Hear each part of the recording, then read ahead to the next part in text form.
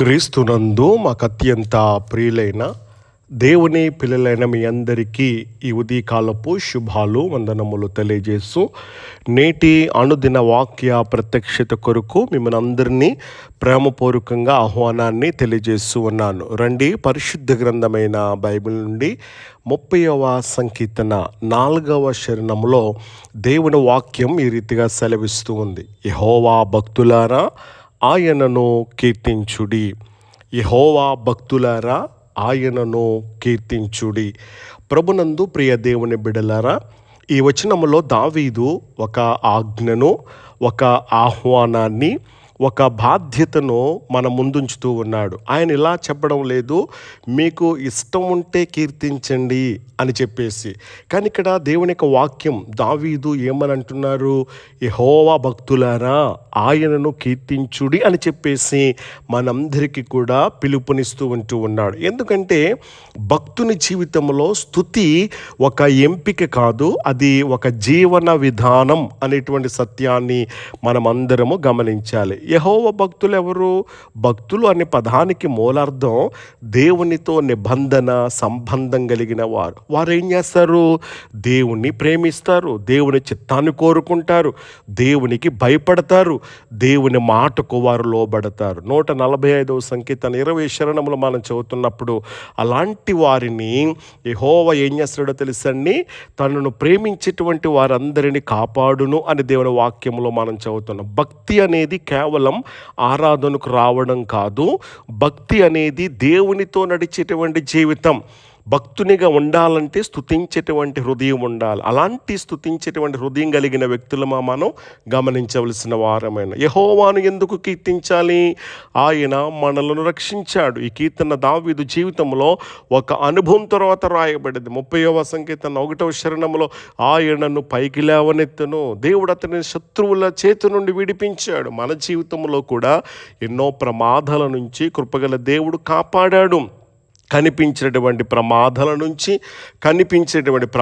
నుంచి, శారీరక ప్రమాదాల నుండి, ఆత్మీయ ప్రమాదాల నుండి ఆయన మనల్ని కాపాడడు. గనుక మనం ఏం చేయాలంటే కనుక ఆయనను కీర్తించాలి. ఇంకా ఎందుకు కీర్తించాలి?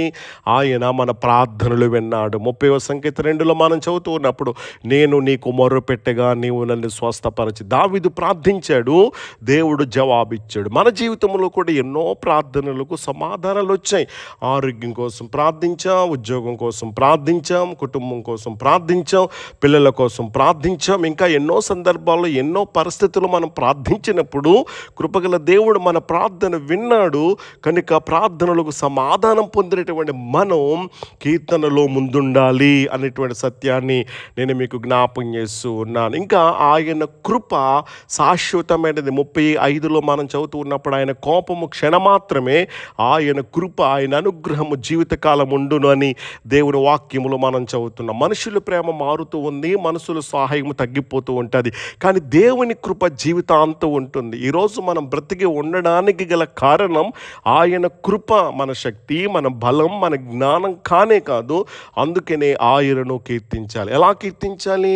హృదయపూర్వకంగా కీర్తించాలి. 9వ సంకీర్తన 1వ వచనం ప్రకారంగా, నా పూర్ణ హృదయముతో నేను యెహోవాకు కృతజ్ఞతాస్తుతులు చెల్లించెదను అని దేవుడు దావీదు అక్కడ అంటా ఉన్నాడు. కాబట్టి దేవుడిని కేవలం పెదవుల స్థుతి కాదు, కానీ హృదయపు స్థితిని కోరుతూ ఉన్నాడు. కాబట్టి నా దేవుని బిడ్డలారా, స్తుతి పాటలు పాడటం మాత్రమే కాదు, మన హృదయం దేవుని మహిమతో నిండిపోవాలి. ఎల్లప్పుడూ కీర్తించాలి. 34:1 ప్రకారంగా దావీదు అంటున్నారు, నేను ఎల్లప్పుడూ యెహోవాను స్తుతించెదను అని చెప్పేసి.